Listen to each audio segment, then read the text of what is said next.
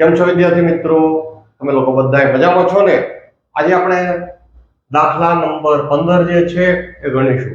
દાખલાની રકમ એવી છે: એક 6 મીટર ઊંચો શિરોલંબ વાંસ જમીન ઉપર ન પડછાયો.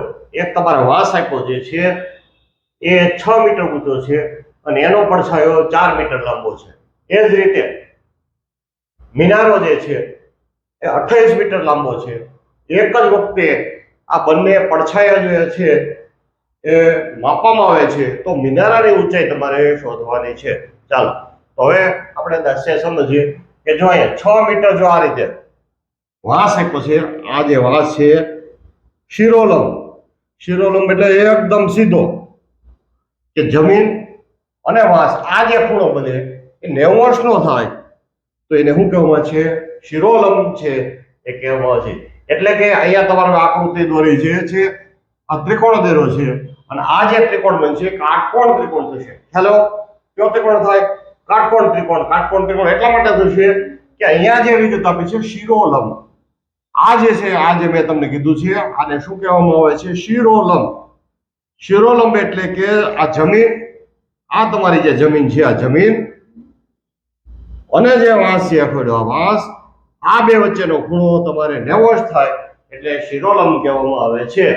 એટલે અહીંયા જે છે લખો તમારે વાંસ, આ જે ખૂણો છે ઈ કેટલા અંશનો છે?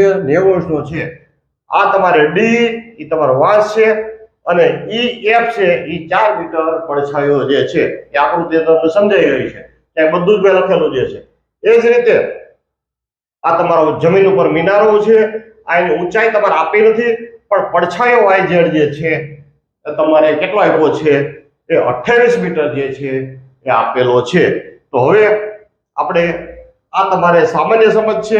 હવે દાખલાને ગણવાની શરૂઆત કરીએ.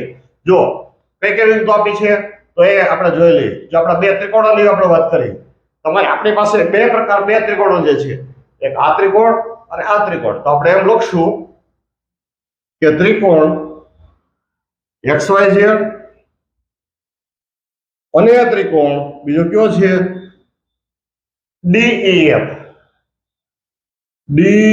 DEF માં. ચાલો આ તમને સમજાય એટલા માટે વ્યવસ્થિત રીતે લખું. આ તમારે XYZ, આ તમારો X, આ Y, આ Z, આ D, આ E અને તમારો F. ચલો સામે દોરે છે, આ તમને સમજાવવા માટે ફરી વાર દોરું છું. આ ખૂણો તમારો 90 છે. હેલો, તો પહેલા એક લખશું, ખૂણો Y બરાબર ખૂણો Z બરાબર 90. આ પણ ખૂણો 90, આ પણ ખૂણો 90. કારણ કે મિનારો જે છે જમીન સાથે એકદમ સીધો ઊભો હોય. હેલો, એટલે એટલા માટે આ ખૂણો પણ કેટલો આવશે? 90.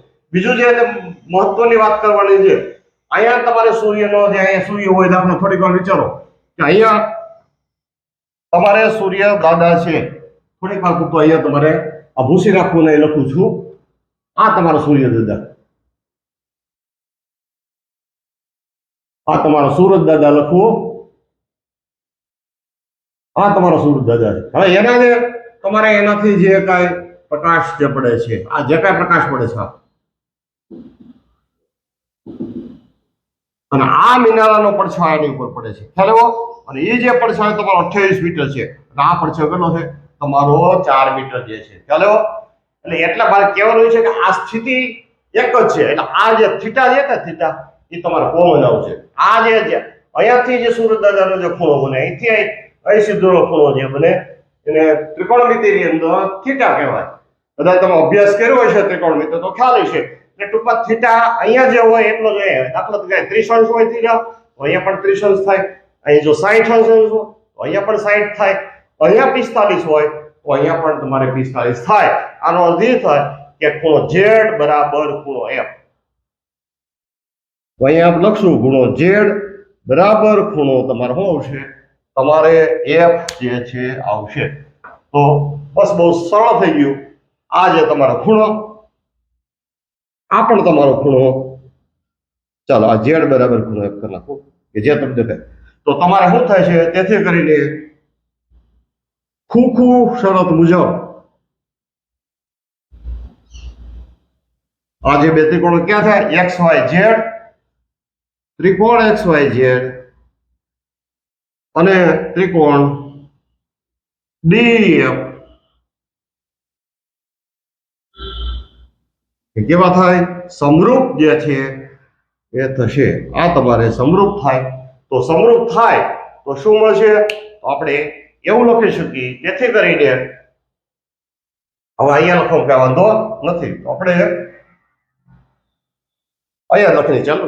તેથી કરીને આપણે લખશું આ એક્સ વાય છેદમાં ડી બરાબર વાય ઝેડ એના છેદમાં, જો વાય ઝેડ, જો આ એક્સ વાય એના છેદમાં ડી, આ વાય ઝેડ એના છેદમાં ઈએફ. આ બધી કિંમતો મૂકી સાદુરૂપ દો એટલે તમારે દાખલાનો જવાબ આવે. ચાલો આ બધાની કિંમત મૂકી જ દઈએ અને આપણે સાદુરૂપ આપીએ. ચાલો અહીંથી જ આપણે કિંમતો મૂકી દઈએ. ચાલો તો એક્સ વાય ની કિંમત જે છે એ તમારે શોધવાની છે. એક્સ વાય ની કિંમત તમારે આપી નથી, તો એક્સ વાય ની જગ્યાએ હું એક્સ વાય લખીશ.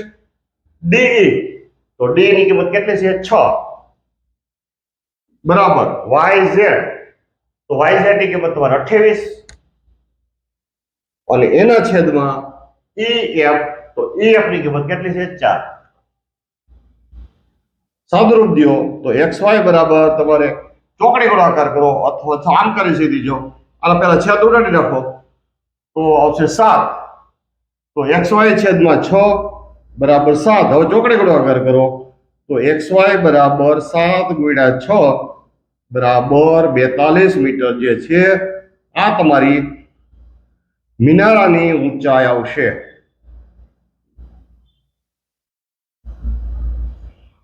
આ શું છે? તમારી મિનારાની જે ઊંચાઈ આવશે. બીજું, આ દાખલો રીત 1 થી આપણે ગણ્યો. બીજું, આના દાખલો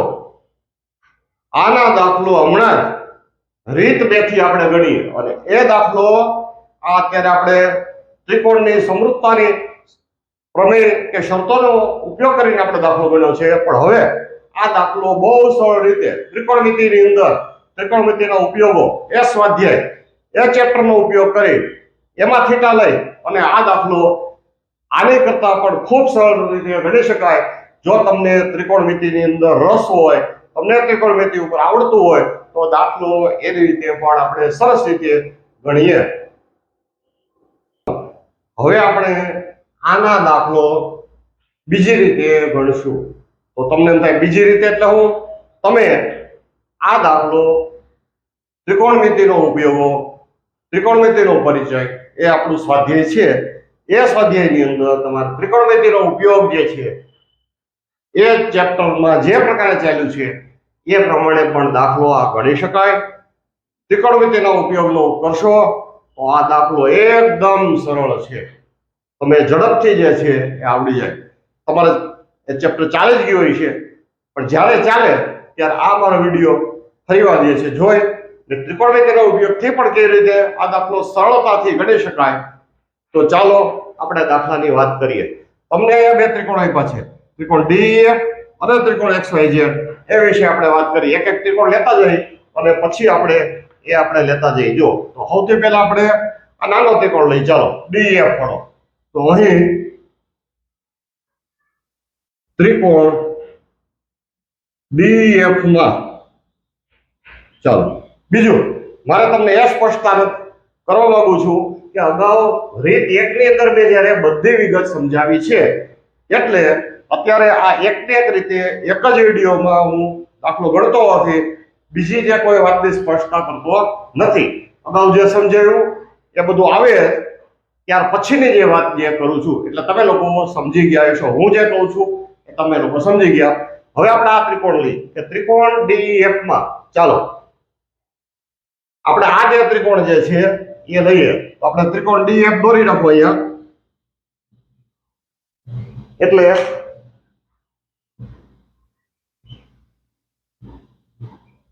આ ડી, આ ઈ અને આપણે આ લઈશ એફ. ચાલો આ જે છે વાય જે છે આ આપણે આ ખૂણો 90 અને આ બાજુ 4 છે. આ તમારો ખૂણો 90 છે, આ 4 માપ છે અને આ તમારું કેટલું છે 6 છે. ચાલો અગાઉ વાત કરીએ આ તમારો થીટા છે અને આ ત્રિકોણ XYZ માં પણ તમારે થીટા છે. થીટા બેમાં કોમન છે, એક સરખો થીટા છે એટલે એની વાત કરીએ નહીં. તો આ દાખલાની અંદર સૌથી પહેલા આપણે શું લેશું? tan theta. ચલો tan થીટા બરાબર, તો tan નું સૂત્ર શું છે કે સામેની બાજુ છેદમાં શું આવશે? પાસેની બાજુ. જો અહીંયા આવો તો સામેની બાજુ આ કહેવાય, સામેની બાજુ આને કહેવાય. તો સામેની બાજુ કેટલી છે? DE. તો D છેદમાં EF.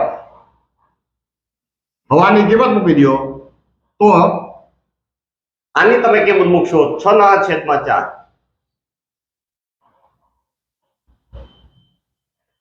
છેદ ઉડાડી રાખો. 2 દુ 4, 3 દુ ને 6 બરાબર 3/2. તમારે D છેદમાં EF આ 3/2 આવશે. આને સેજ નીચે લખી નાખો.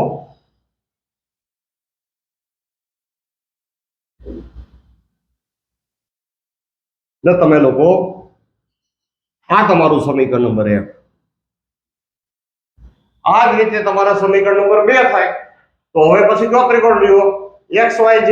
અહીંયા ત્રિકોણ લખી નાખો. આપણે શું લખશું?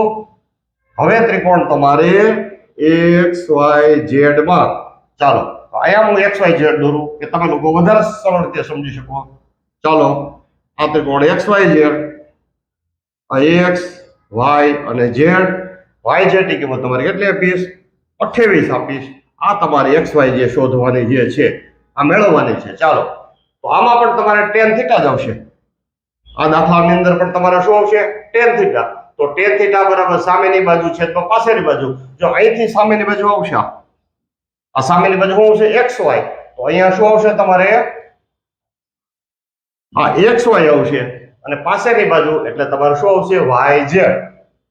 ચાલો હવે આની તમે કિંમતો મૂકશો તો XY છેદમાં YZ. તો XY તો તમારે શોધવાનો જે છે, હું છે જઈએ લખું. XY તમારે શોધવાનો જે છે અને YZ બરાબર કેટલા છે? 28. તો અહીંયા લખી તો કાંઈ વાંધો નહીં. ચાલો આ XY છેદમાં કેટલા આવશે? 28. આ તમારું શું થાય? આ સમીકરણ નંબર તમારું 2. ચાલો હવે 1 ને 2 તમે ઉકેલો એટલે તમારે દાખલાનો જવાબ આવે.